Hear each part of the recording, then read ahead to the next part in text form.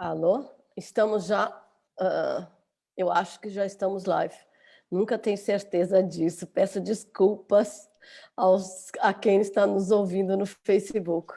Mas hoje temos o grande prazer de receber o doutor Arismar Leon, nosso amigo, colega espírita de Brasília. Ele é médico, graduado pela Universidade Federal de Goiás. Mas antes de eu falar um pouquinho sobre ele, queria cumprimentar a Arismar. Muito obrigado por estar conosco. Você é bem-vindo ao nosso grupo, bem-vindo à nossa pequena casa, que um dia espero que você venha conhecer aqui em Viena. Agradeço muito, Rejane, a toda você, a toda a equipe, esse acolhimento. A casa é pequena, mas os corações são enormes, acolhedores, e agradecemos o privilégio de estarmos aqui com vocês. Com certeza. O coração sempre é grande para receber todos os nossos amigos espíritas, não espíritas, e aqueles a quem queremos bem. Estamos aprendendo a amar também os que não queremos bem, que é a tarefa mais difícil. Mas voltamos a nós. Gostaria de apresentar a todos o Dr. Arismar Leon. Então, como eu disse, ele é médico, graduado pela Universidade Federal de Goiás, tem residência médica em radiologia pela Universidade de Campinas, a Unicamp, famosa universidade. É membro do Colégio Brasileiro de Radiologia, sócio proprietário e diretor do Centro Materno Infantil de Brasília. É colaborador do Núcleo de Saúde Mental da AME Brasil, é coordenador adjunto do Núcleo Prefiro Viver, Prevenção e Pós-Venção do Suicídio, da FEB AME Brasil, palestrante, instrutor do Núcleo de Obras Básicas, do Livro dos Médiuns, da Federação Espírita Brasileira, e um dos coordenadores do estudo das obras de André Luiz, também na Federação. Quem sabe um dia você vem para comparecer no nosso grupinho das obras de André Luiz. Já vou pegar você de novo. Presidente da Associação Médica Espírita do Planalto, Brasília, Distrito Federal. O doutor Arismar Leon vai falar sobre o tema finitude, porque a tememos. Muito obrigado, Arismar. Vou passar a palavra para você e desligar o meu microfone e o meu vídeo. Mais uma vez, Rejane e amigos, um prazer muito grande estar com vocês, a todos vocês que nos acompanham pelo Facebook, pela internet. Um prazer imenso adentrar o lar de vocês, compartilhar com vocês o que nós vamos conversar hoje e também, na realidade, um convite, né, maior à reflexão. Não é uma palestra em si, não tem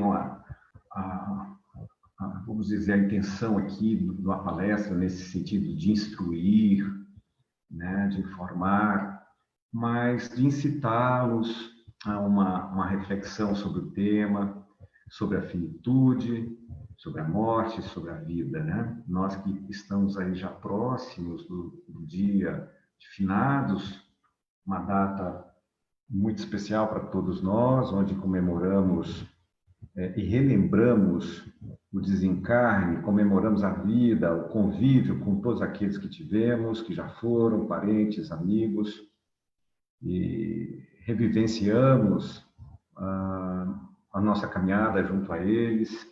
Então, um tema importante para a data que se aproxima. E gostaria, então, de convidá-los a uma reflexão apoiada, não só na parte, vamos dizer, racional, técnica, mas também possamos fazer uma reflexão mais profunda, ligada às nossas vidas, nosso dia a dia. Então, gostaria de fazer primeiro algumas indagações para a nossa reflexão. Por que tememos a morte? Uma primeira reflexão que eu gostaria que vocês parassem, pensassem um pouco e refletissem. Por que tememos a morte? Uma outra indagação que eu gostaria de fazer-vos é: há separação entre vida e morte? Podemos separar o que é vida, o que é morte? E por que consideramos a morte algo separado da vida? Então, aqui, nós já podemos fazer uma reflexão sobre 3 grandes grupos de reencarnados, de pessoas que aqui vivem, nesse orbe, nesse planeta. E esses 3 grandes grupos, nós poderíamos dividir em um grupo maior, que acredita que o fenômeno vida se dá do nascimento, do berço, ao túmulo exclusivamente. São os nossos irmãos materialistas que não conseguem ver ou entender, ou melhor, conceber nada fora da matéria, e como a vida sendo então esse instante curto entre o berço e o túmulo. Este é um grande grupo ainda, não é? Há um segundo grupo que já reconhece a sua natureza espiritual, já sabe que somos aqui passageiros, viajantes, viajores, apenas de passagem, somos seres espirituais numa vivência material. Estes irmãos já sabem que a morte é apenas o encerramento de um ciclo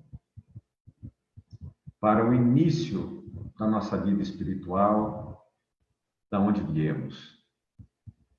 Este grupo, porém, ele tem uma característica de achar que a melhora, a salvação, vamos dizer assim, ela ocorre de fora para dentro. É um grupo que eu costumo dizer voltado à religiosidade extrínseca, à religiosidade dos ritos, vinculada aos seus dogmas, à religião aos seus dogmas, a uma religião social. Esses indivíduos veem o mundo de uma forma apenas entre energias de guerra entre o bem e o mal, em que para que eu melhore, para que eu tenha salvação, eu tenho que estar alinhado com as energias do bem, com as energias maiores do universo, e essas energias exclusivamente vindo de fora para dentro. Mas há um terceiro grupo, um grupo ainda pequeno, que é um grupo, sim, como o segundo grupo, que já sabe que são irmãos na romaria física, irmãos espirituais na romaria física. São seres espirituais que já possuem essa consciência também. Mas, para este grupo, a salvação, ela ocorre de dentro para fora. Esse pequeno detalhe leva com que tenhamos uma visão semelhante, mas muito diferente na prática. Porque os dois primeiros grupos, nós podemos dizer que são grupos de pessoas ainda iludidas. O terceiro grupo é um grupo que está em desilusão. Ele está desiludindo. E enquanto estamos iludidos, nós não sofremos.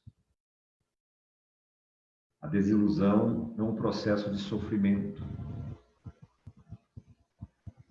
Então, quando nós vamos conversar sobre a finitude, sobre a morte, os aspectos são diferentes para esses 3 grupos. mas, inevitavelmente, ela representa para o primeiro grupo o fim de tudo. Dentro da sua vivência de que o homem é uma flecha atirada ao nada, a morte para eles representa o nada, o acabar de tudo. Para os espiritualistas, que são os dois outros grupos, representa a morte. Uma etapa necessária que faz parte da própria vida. Porque se formos parar para pensar, na analogia que eu farei com a caminhada, caminhar é estar o pé acima do solo ou no solo. Caminhar é estar tanto o pé acima do solo quanto no solo, porque senão não é caminhada. Vida e morte apresentam essa perspectiva de estar integradas. Sim, essa bela ferramenta que dispomos, com mais de 100 trilhões de células, como André Luiz chama de animáculos, pequenos animáculos, ao nosso dispor, ao dispor do nosso ser, ao dispor do despertar da nossa consciência para realidades maiores. Estas células, elas sucumbem, elas voltam com o fenômeno da finitude, da morte, a recompor os elementos químicos que pertencem ao planeta, aos elementos químicos que herdamos das estrelas. Porque cada elemento químico do nosso organismo, exceto o hidrogênio, o hélio e o lítio, vieram de alguma estrela em alguma galáxia. Mesmo esse organismo que se decompõe em suas moléculas, em seus átomos e retorna para a Terra, representa já todo o universo. Há uma representatividade do todo em nós.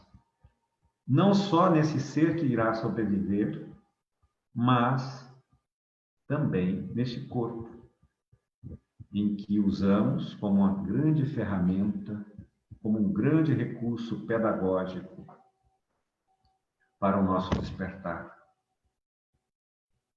Então, o medo da morte, nós podemos dizer que advém principalmente do medo da perda da continuidade, da continuidade da consciência.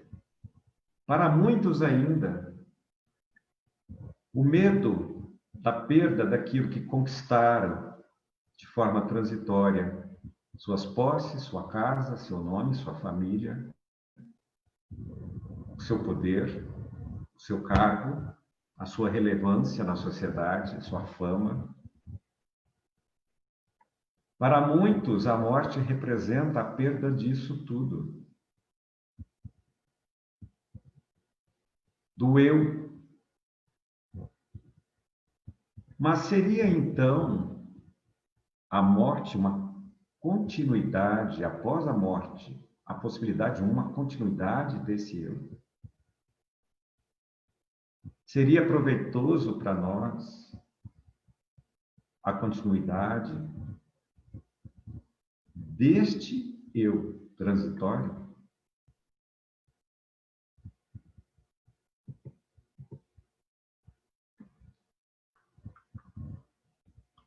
Somos atraídos para aquilo que desconhecemos.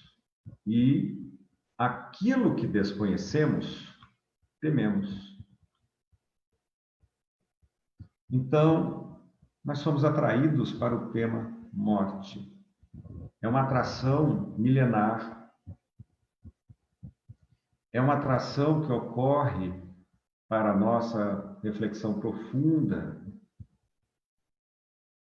da nossa temporalidade, vocês imaginem aquelas primeiras reencarnações nossas como hominídeos, minha, de vocês, como Homo habilis, lá 2 milhões de anos atrás, começando a ver no outro a nós mesmos, o despertar, uma fagulha da compaixão, da empatia.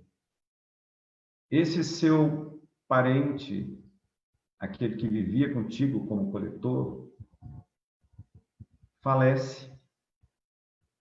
E você é obrigado a conviver com este elemento, este amigo, este parente em decomposição. Pois não tínhamos ainda o hábito de sepultar, de tratar os corpos dos mortos.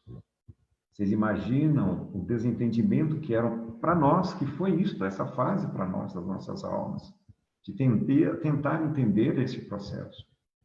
E o quanto isto para nós foi traumático. Tentem entender este processo de uma forma muito dolorosa, porque ele o é. O medo da morte vem também daí, dessa fase que vivemos. O medo da morte vem também, como vimos, do medo da perda da continuidade daquilo que somos. É como está em Jó, né? A atração que temos por aquilo que tememos, porque aquilo que temia me sobreveio, e o que receava me aconteceu. Nós somos inevitavelmente convidados a enfrentar o medo, aquilo que tememos, para, como crianças espirituais que ainda somos, crescermos. O medo, ele paralisa. O medo, ele também contagia. E aprender a lidar com emoções básicas como o medo é aprender a crescermos espiritualmente, ressignificando a vida, ressignificando os acontecimentos. Então, nós estamos trabalhando com a finitude, ressignificando a vida, ressignificando o que isto representa para nós no nosso dia a dia, o que isso representa para a nossa vivência enquanto seres perenes aqui, na matéria, mas transcendentes como espíritos.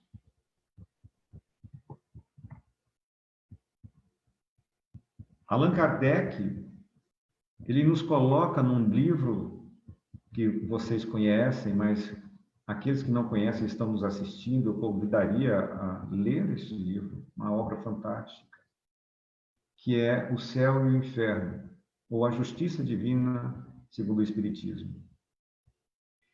Para libertar-se do temor da morte, é mister poder encará-la sob o seu verdadeiro aspecto, isto é, ter penetrado pelo pensamento no mundo espiritual, fazendo dele uma ideia tão exata quanto possível.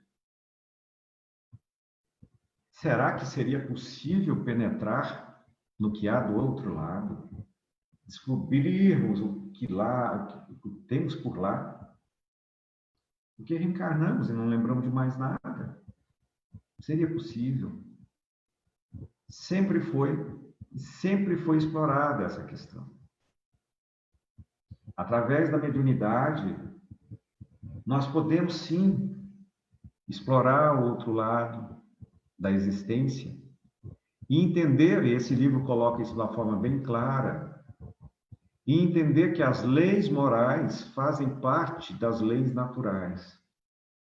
A forma com que nós vivemos aqui, a maneira com que lidamos com todos aqueles que nos cercam, com o planeta, com o meio ambiente, com os animais, esta maneira de agir, de interagir, ela vai ser responsável pela nossa vivência e como viveremos no plano espiritual.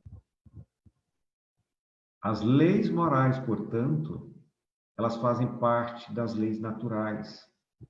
E este livro, ele representa o grau dos nossos irmãos, de nós mesmos aqui reencarnados, o grau de conhecimento, de aplicação destes conhecimentos e destas leis, e o resultado que nós colhemos no plano espiritual.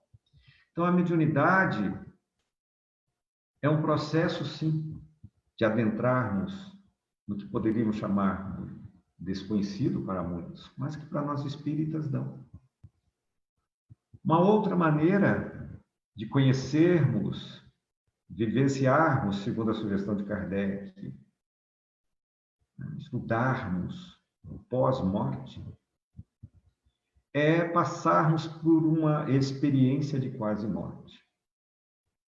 Como vocês sabem, a experiência de quase morte é uma situação que sempre ocorreu, mas que com a evolução da medicina, de poder ressuscitar, vamos dizer assim, de trazer à vida batimento cardíaco num tempo hábil, as pessoas, ela se mostra mais frequente a partir do século XX, com a incidência maior na população geral. Talvez vocês conheçam a história de Eben Alexander, do Dr. Eben Alexander de Harvard, e eu não gostaria de fazer aqui um grande spoiler, mas eu vou ser obrigado, de certa forma, de alguma forma, para aqueles que não leram ainda esse livro, fazê-lo. O Dr. Eben é um neurocirurgião hábil, mais de 20 anos de profissão, quando ele passou em 2008 por essa experiência de uma semana. E o curioso para ele é que alguns pacientes relatavam a experiência de quase morte. E ele, muito cético, não considerava esse aspecto, essa possibilidade, porque ele achava que tudo era explicado na sua visão de que tudo se reduz à matéria, materialista, reducionista, de que era um evento cerebral, unicamente cerebral, neurofísico, neuroquímico. Ele desconsiderava as colocações feitas pelos seus pacientes de experiência de quase morte, até que ele teve uma encefalite abrupta, intensa, o Escherichia coli, uma bactéria, todos nós temos no intestino, e ele perdeu toda a função cortical do seu cérebro. Os colegas que são médicos, que estão nos acompanhando, fica mais fácil entender, mas eu vou explicar aos nossos amigos de outras áreas o que ocorre nessa situação. Entre outras coisas, todo o seu input sensorial, aquilo que você recebe do meio externo que chega até seu organismo, do tálamo é enviado ao córtex, ele não tem como ser processado, nenhum estímulo, nem auditivo, nem tátil, nem visual, nenhum deles. Ele perdeu, durante uma semana, a função cerebral da sua córtex cerebral. Então, ele entrou num estado de coma, era tido como questão de tempo o seu desencarne. E no livro, ele vai contar a sua experiência singular. Ele nos conta que uma senhora, que ele chama de a linda senhora de olhos azuis, uma senhora azuis, o conduziu em suas experiências no plano de lá, visitando vários locais e várias situações. Quase como um milagre, ele retorna depois de uma semana à vida. E como todos os indivíduos que passam por experiência de quase morte, eles passam e se modificam profundamente. Eles se sentem afetados profundamente pela experiência. Porque a sensação de realidade, a sensação de supra-realidade que eles vivem. E uma das características mais profundas de mudanças desses indivíduos, independente da religião, de ser religioso ou não, da cor, questão cultural, social, país, é que a vivência é semelhante em vários aspectos e que eles passam a não ter mais o medo da morte, por vivenciá-la. Eles deixam de ter 100% desses pacientes, o medo da morte. O Dr. Eben Alexander era um filho adotado, ele sabia disso. Mas até então, ele não tinha procurado a sua família biológica, consanguínea. Ele resolve fazê-lo depois dessa experiência. Entra em contato com uma de suas irmãs, e qual não é a sua surpresa ao ser apresentado à sua irmã que havia falecido, consanguínea, que ele não conhecia. E não conheceu durante a vida. E adivinha quem era? Isso mesmo. A jovem, linda senhora de olhos azuis que o havia conduzido.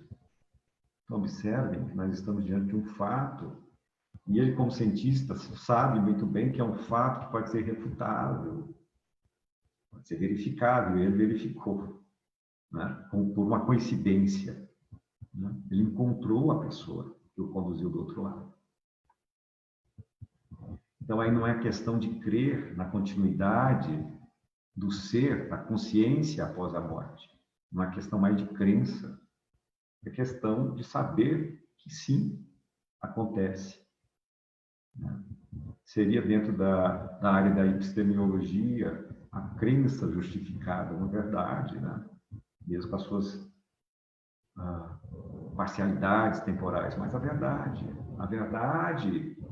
para esses indivíduos que passam por essas experiências é que a morte, ela em si, nesse aspecto da perda do eu, da consciência, da singularidade do eu, da consciência que somos, a individualidade que somos, essa continua, não há uma perda, a consciência continua. Tive o privilégio de entender que a vida não termina com a morte do corpo ou do cérebro. O Dr. Eben, ele se diz uma pessoa muito mais feliz depois da experiência que viveu. Uma outra pessoa se dedicou quase 60 anos da sua vida a pacientes terminais, foi a médica psiquiatra aí perto, nascida perto de vocês, na Suíça, a Elisabeth Kübler-Ross. E ela, ao se dedicar ao cuidar desses pacientes terminais, ela pôde ter o contato com experiências de quase morte de milhares de pessoas. Alguns dessas pessoas, desses seus pacientes cegos, de nascença, que descreviam cores, descreviam as pessoas que estavam na sala, as suas roupas, como estavam usando o cabelo, a cor do cabelo, a cor dos olhos, no plano espiritual, na experiência de quase morte. Descreviam o cenário físico da onde estavam, seus detalhes. Descreviam cenas que ali não estavam, em outros ambientes, em detalhes, não como cegos que eram de nascença. Detalhes visuais. Foram centenas de dezenas de experiências de quase morte. Algumas delas de cegos de nascença. A doutora coloca em um de seus livros que as pessoas sempre me perguntam como é a morte. Digo-lhes que é sublime. É a coisa mais fácil que terão que fazer. Ela era cética também. Ela não acreditava numa vida após a morte, embora tenha sido criada dentro do ambiente religioso.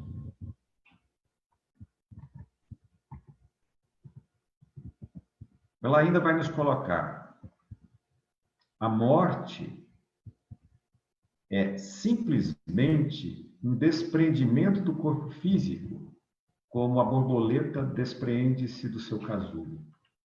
É uma transição para um estado de consciência superior, onde você continua a perceber, compreender, rir e crescer.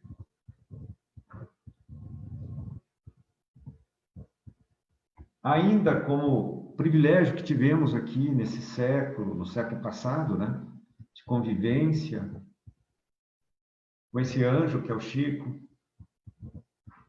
que iluminou tantas vidas.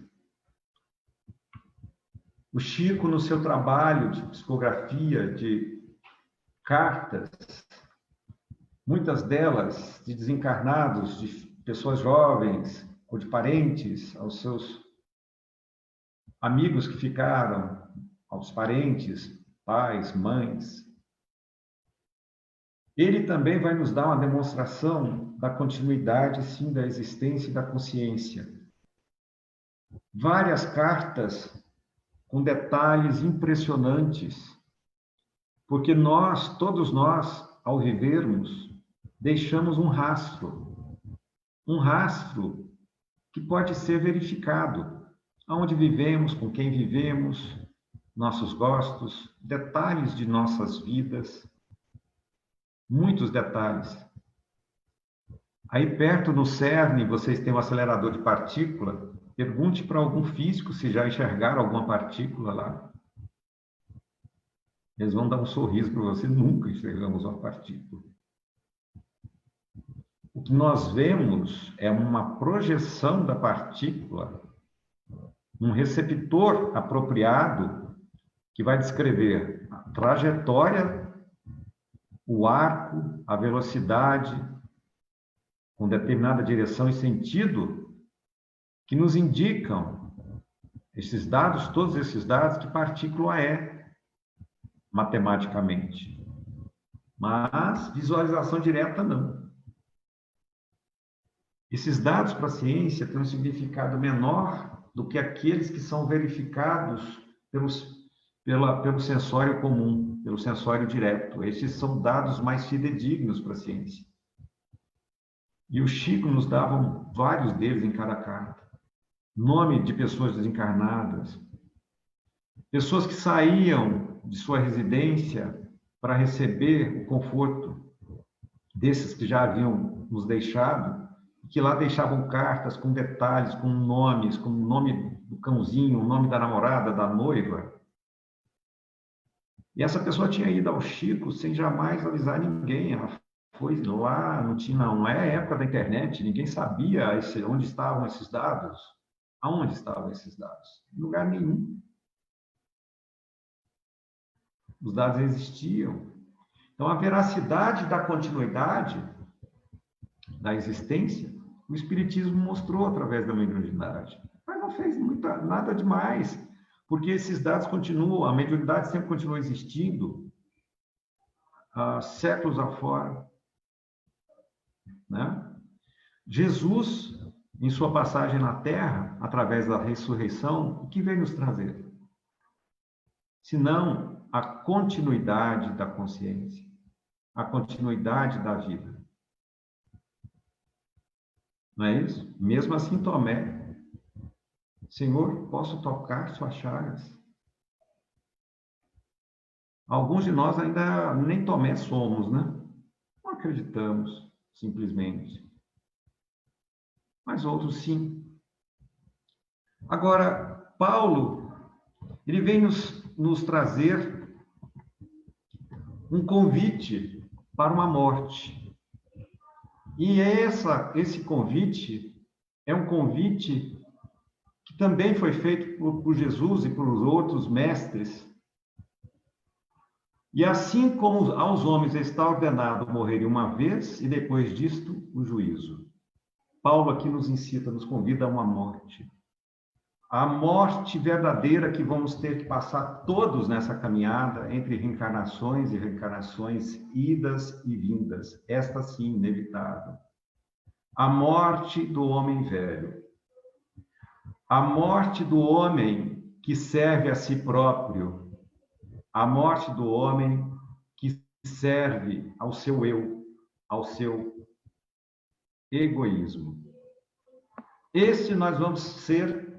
Esta morte nós vamos ser invariavelmente, no tempo, convidados a enfrentá-la. Ela é real.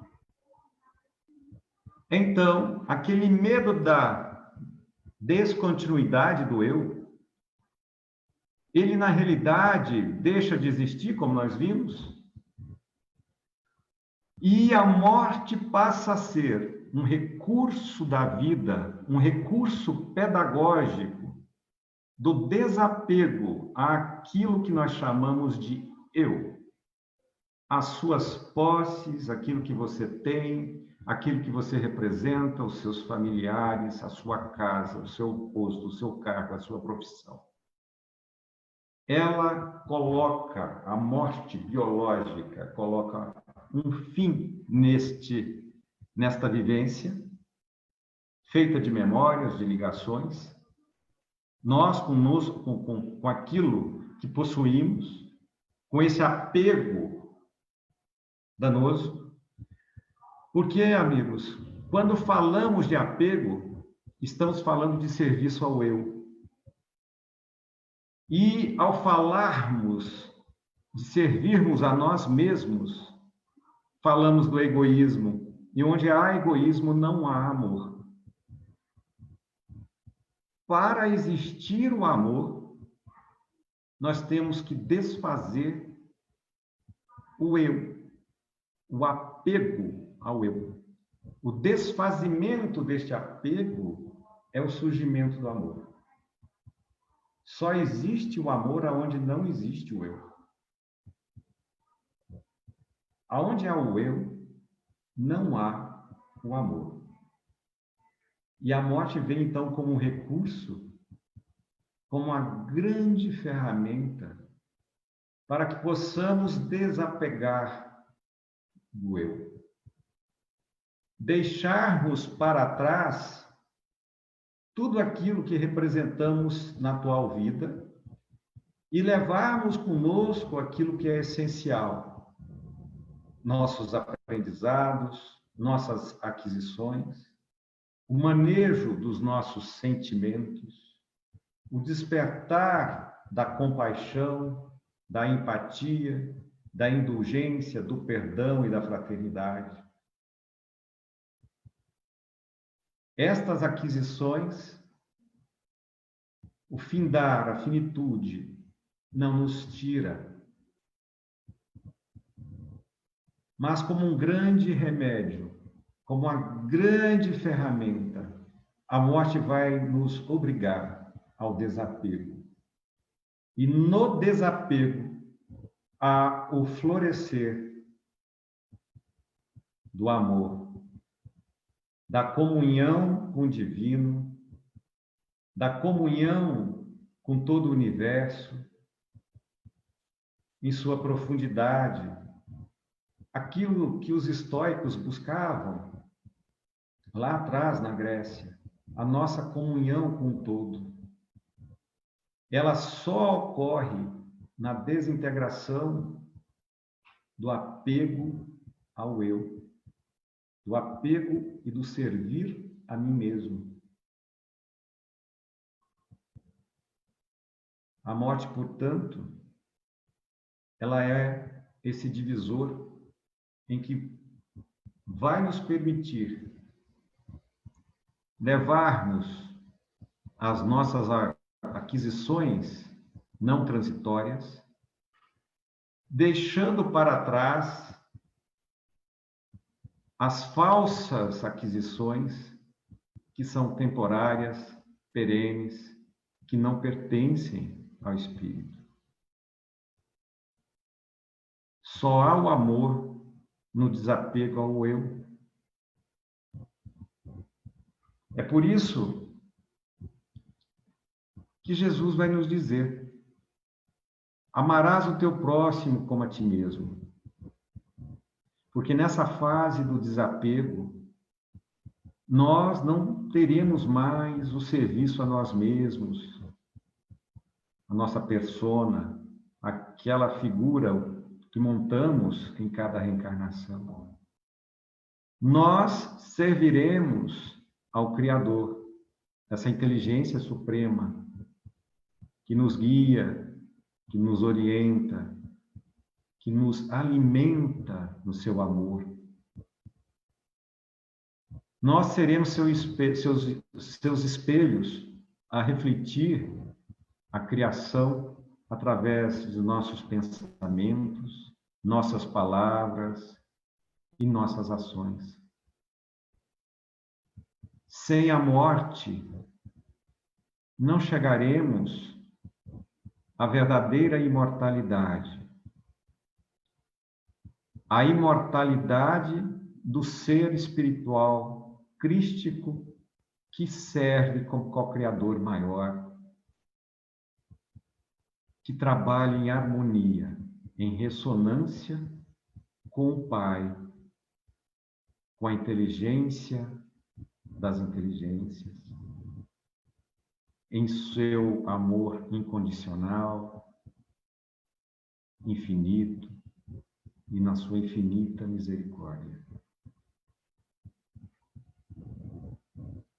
Chico, no slide que eu pulei, ele vai nos dizer que não podemos, por enquanto, na Terra, receber a morte com alegria, porque ninguém recebe um adeus com felicidade.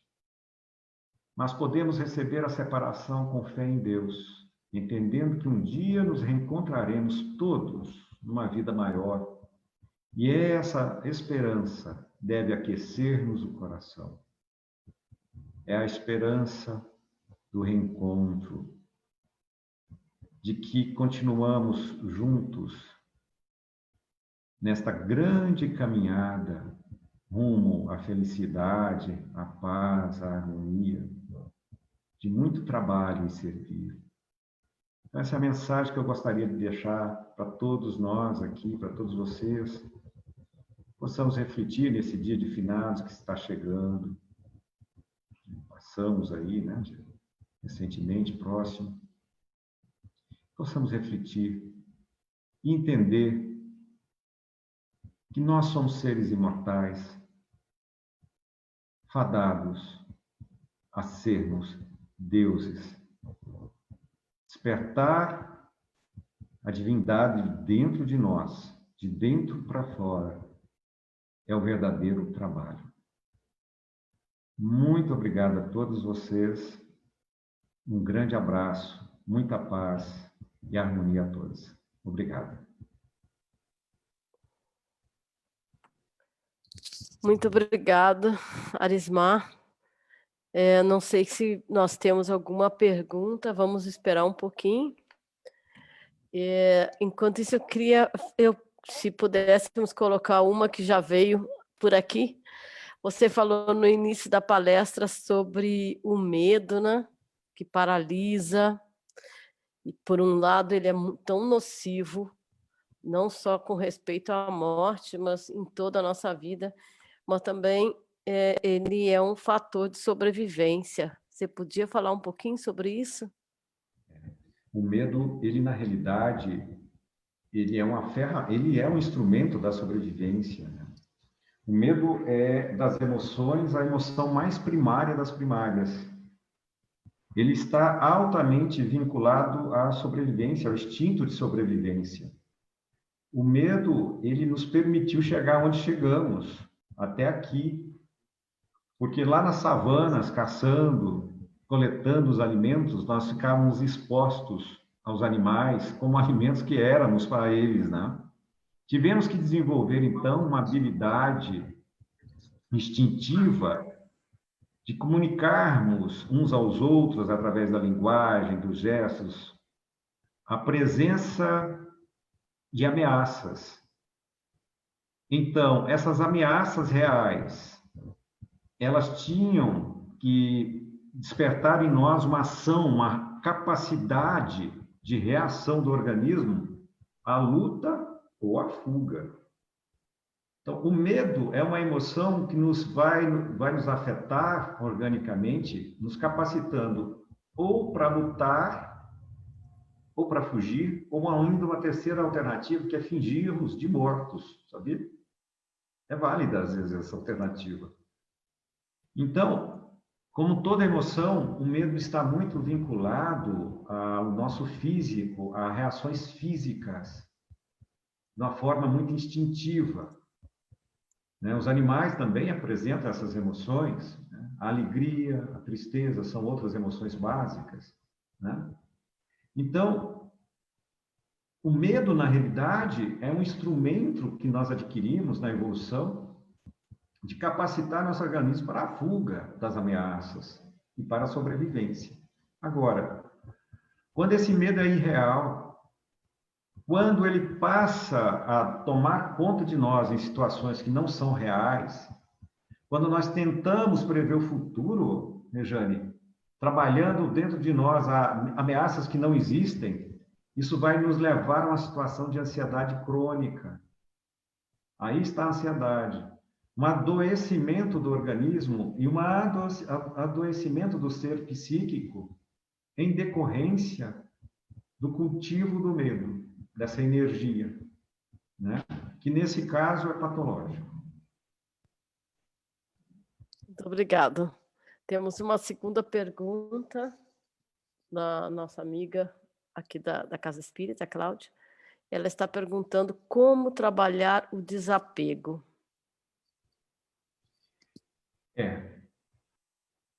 Como trabalhar o desapego, né? Nós não conseguimos... Qual o nome dela, por gentileza, Rejane? Quem fez a pergunta? Você poderia me repetir, por favor? Ela é do nosso grupo, é a Cláudia. A Cláudia. Pois é, Cláudia. Uma pergunta bem interessante, que eu acho que Muito todos nós estamos face a face, né? Enfrentando no momento. Todos nós. O desafio, Cláudia, é nós realmente conscientizarmos de que somos seres espirituais, numa romaria material. O problema é que quando nós olhamos para o espelho, você se vê, eu também aqui, como esse ser, o problema do apego, ele tem a ver com identificação, sabe? Nós nos identificamos com os estereótipos, com o ator que nós construímos nessa vida. Eu não sou esse ser aqui, ó. Vocês estão vendo. Mas como você não é? Não, ele é uma construção biológica de situações. Eu sou o meu ser como consciência, eu sou além disso, eu vou além disso. O problema é quando nós nos identificamos com as aparências, o problema é quando nós nos identificamos com as nossas posses, com os nossos cargos, com aquilo que temos, com as nossas famílias, com a nossa posição. Quando nós nos identificamos a qualquer coisa transitória, você está dentro do apego. O desapego, ele tem que ser feito de uma forma inteligente, porque se você praticar o desapego como uma meta, ele passa a ser também um apego. Não sei se vocês percebem a pegadinha, a armadilha aí.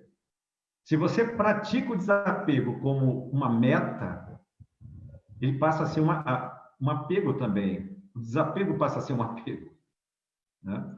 Então, a forma é realmente de fazermos isso de uma forma que seja você se libertar a sua consciência e entender que você não é aquilo que você aparenta ser ou que você tem. É se libertar disso de uma forma, dentro de uma vivência consciencial que nos traz a liberdade de, ok, estou em passagem por aqui, sou um viajor, né? A posse, ela inevitavelmente leva ao apego. A posse de vivenciarmos aquilo que somos, aquilo que temos, né? Não estou aqui incitando ninguém a vender sua casa, a deixar a profissão, não é isso. Nós precisamos sobreviver, nós precisamos ter o mínimo da sobrevivência, mas nós temos que passar pela vida usufruindo dela, do que ela nos oferece, mas não ser dominado, possuído pelas coisas, pelo efêmero, pelo passageiro. Uma coisa é você usar o passageiro como recurso. A outra coisa é você ser dominado pelas coisas que nos cercam. A sua vida, a sua energia passa a ser completamente dominada. Eu tenho um amigo, só para citar para vocês, um conhecido, né? que ele tem um hobby que é áudio, né? De escutar áudio de alta qualidade. Aqui nessa época do ano ele não liga, por exemplo, nada de eletrônico porque pode queimar, mas ele entra em desespero por isso. Ele arranca tudo da tomada, esconde, né? Então, a questão é, você está usando aquilo que Deus lhe dá, o transitório que Deus lhe dá, ou você está sendo usado por essas coisas? Quando nós estamos sendo usados, estamos sendo dominados pelas coisas, pelo dinheiro, pela posse, pela posição, você está no apego incondicional. Somente a consciência pela inteligência trabalhada, do observar-se na relação com o outro, do conhecer a si próprio, de olhar para dentro de você mesma. Somente a consciência praticada com inteligência, com a observação, que há áreas da psicologia, como a Gestalt nos traz, né? Essa observação, olhar para dentro de si, de olhar sem julgamentos, sem racionalizações, o julgamento da nossa ação para com outra que vai nos levar ao desapego, na minha modesta opinião. Muito obrigada, Arismar. Acho que temos tempo para mais uma pergunta, curtinha. Como nós estamos estudando o livro Missionários da Luz, há um grupo um grupo pequeno estudando isso todas as quintas-feiras, e por outro lado nós estudamos também um livro Vida, Desafios e Soluções. Um é de Chico Xavier, outro é de Divaldo Franco. Então, o que nos chama a atenção no livro do Missionários da Luz, que tem a parte da reencarnação do Segismundo, você conhece bem, é como é dolorosa o encarnar. Muito mais. Pois é. Então, talvez é interessante nós pensarmos todas as vezes que o espírito que está encarnando vai ter tanto medo de nascer quanto nós, às vezes, temos de desencarnar. Enquanto que o processo de nascer é muito mais doloroso do que o processo de desencarnar para a maioria das pessoas, né? Quem é mandado para a prisão, Rejane, sofre mais do que quem sai da prisão, não é mesmo? No livro dos Espíritos deixa isso bem claro. Poxa, para que o indivíduo vai olhar para trás para o corpo se ele acabou de sair de uma prisão, né? Eles fazem até analogia com o pássaro, né? O passarinho saindo da prisão da gaiola. E é realmente isso, né? O reencarne, para o espírito, é uma prisão, é uma limitação desses seres transcendentes que nós somos, e observem, assim, de uma maneira geral, né? Exceto aqueles irmãozinhos que ainda têm suas dificuldades, mas nós, de uma maneira geral, temos um grau de liberdade, né, Regiane, no plano espiritual, que aqui você imagina, né? Aqui nós estamos realmente ainda muito presos. Estamos comprimidos no corpo, né? Então, realmente é muito mais doloroso reencarnar, voltar para a carne do que desencarnar, né? Sair da carne, com certeza. Exatamente. Obrigado. Então, não temos mais perguntas, mas estamos bem no nosso tempo. Vamos encerrando agradecendo a você, que é tão ocupado em nos ter dado 1h e pouco do seu tempo de fim de semana. Esperamos nos voltar a ver. Para finalizar, então, gostaria de fazer só 1 minuto de silêncio, pedindo ao Pai Maior, ao Senhor da Vida, que abençoe a todos os enfermos, que tenha misericórdia do nosso planeta, para que essa pandemia possa ser debelada, que nos dê forças para enfrentarmos os desafios da vida. Que abençoe a todos nós, nos dando um bom fim de semana, com muita fé, com muita renovada energia e com o amor de Jesus no coração.